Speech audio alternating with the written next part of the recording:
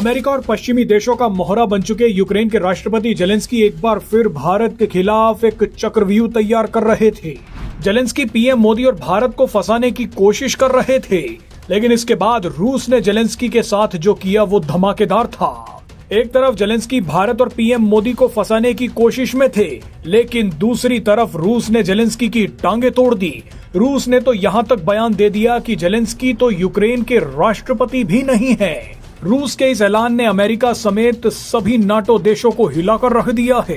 भारत, रूस, America, Ukraine और NATO देशों को लेकर एक ऐसी दिलचस्प घटना हुई है जिसके बारे में आपको पता होना चाहिए। इस वीडियो में उसी पर बात करेंगे। दरअसल रूस के राष्ट्रपति व्लादिमीर पुतिन ने 8 अगस्त को पीएम मोदी से फोन पर बात की थी। इस फोन कॉल में पीएम मोदी और पुतिन के बीच यूक्रेन को लेकर ही चर्चा हुई थी। इसी फोन कॉल में ये भी तय हुआ कि पुतिन इस साल के अंत में भारत आएंगे। ये कॉल इसलिए महत्वपूर्ण थी क्योंकि 6 दिन बाद यानी 15 अगस्त को पुतिन डोनाल्ड ट्रंप से मिलने वाले थे। अब पीएम मोदी और पुतिन की इस फोन कॉल ने अमेरिका, यूक्रेन और कई नाटो देशों में बवाल मचा दिया। अमेरिका को लगा कि जिस वक्त हम भारत पर दबाव बना रहे हैं कि वो रूस से तेल ना खरीदे, उसी वक्त पुतिन पीएम मोदी को फोन करके यूक्रेन के बारे में बातें कर रहे हैं। डोनाल्ड ट्रंप इस चक्कर में भी लगे हुए थे कि यूक्रेन और रूस जंग रुकवाने के लिए उन्हें नोबेल पुरस्कार मिल जाए, लेकिन पुतिन तो उनसे मिलने से पहले पीएम मोदी से बात कर रहे हैं। ऐसे में पीएम मोदी और पुतिन की कॉल का असर ये हुआ कि 11 अगस्त को जेलेंस्की से भी कहा गया कि तुम भी पीएम मोदी को फोन मिलाओ और अपना पक्ष रखो। जेलेंस्की ने ठीक यही किया। जेलेंस्की ने पीएम मोदी को फोन मिलाया और बताया कि रूस कैसे हम पर हमले कर रहा है, हमारी जमीन पर कब्जा कर रहा है। लेकिन आखिर में जेलेंस्की ने अपने ट्वीट में अमेरिका और नाटो का दांव भी खेल दिया। जेलेंस्की ने ट्वीट के अंत में लिखा कि मैंने पीएम मोदी से रूस पर लगे प्रतिबंधों की चर्चा भी की है। मैंने उनसे कहा कि रूसी ऊर्जा, खासकर तेल के निर्यात को सीमित करना जरूरी है ताकि रूस को पैसा ना मिले। यानी जेलेंस्की ने यहाँ पर यह दिखाने की कोशिश की कि भारत रूस से तेल खरीद रहा है, इसीलिए रूस यूक्रेन पर हमला कर रहा है।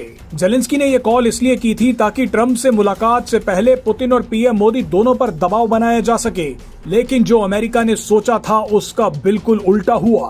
पुतिन ने ट्रंप से मिलते ही ऐलान कर दिया कि जो जेलेंस्की और नाटो देश चाहते हैं वो कतई नहीं होगा। इसके बाद भारत ने भी ऐलान कर दिया कि रूस से अब और भी ज्यादा तेल खरीदा जाएगा। भारत और रूस का ये ऐलान सुनकर यूक्रेन घबरा गया। अमेरिका और नाटो देश भी परेशान हो गए। ऐसे में एक बार फिर यूक्रेन ने भारत पर वही पुराना जाल डालने की कोशिश की। भारत में तैनात यूक्रेनी राजदूत ने अचानक बयान दिया कि जेलेंस्की भी भारत आना चाहते हैं, वो भी पीएम मोदी से मिलना चाहते हैं। यूक्रेन को लगा कि पुतिन भारत जा रहे हैं तो जेलेंस्की को भी भारत जाना चाहिए। मजे की बात देखिए कि ये दावा खुद यूक्रेन कर रहा है। भारत की तरफ से जेलेंस्की की यात्रा को लेकर कोई बयान नहीं आया है।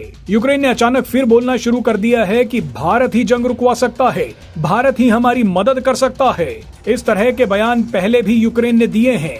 यूक्रेन के कहने पर पीएम मोदी ने पुतिन से पर्सनली मिलकर जंग रुकवाने की कोशिश की, लेकिन पीछे से यूक्रेन ने रूस पर फिर हमला कर दिया। पाकिस्तान जैसे मक्कार देश से हथियार खरीद लिए। ऐसे में पीएम मोदी भी जेलेंस्की और यूक्रेन की असली मंशा समझ चुके थे। इस बार भी जब पीएम मोदी ने जेलेंस्की से बात की तो अपनी पोजीशन साफ साफ बता दी।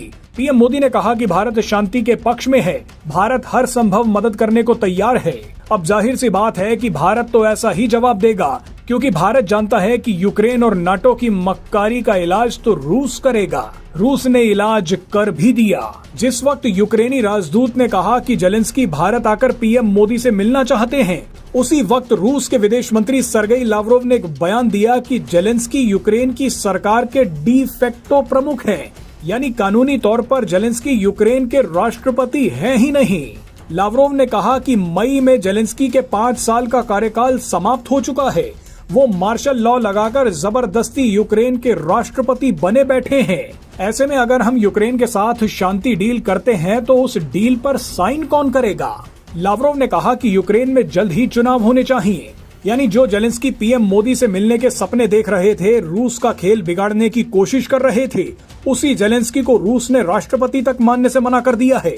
अब रूस के मुताबिक जब जेलेंस्की राष्ट्रपति ही नहीं है तो उन्हें भारत जाने का कोई हक नहीं है।